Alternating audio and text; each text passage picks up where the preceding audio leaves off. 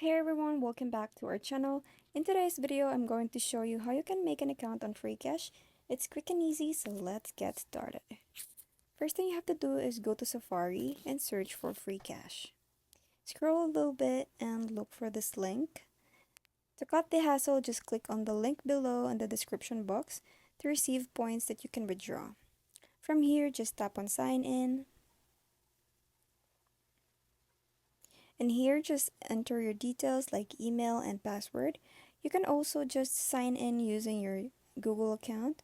Just click on that, and from here, just put your email and just type in. Now enter your password and click next. And there you go. You already have a Freecash account.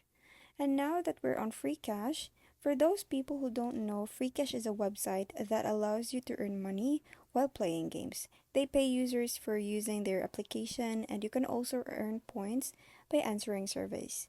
Just use the link in the description box to earn starting points.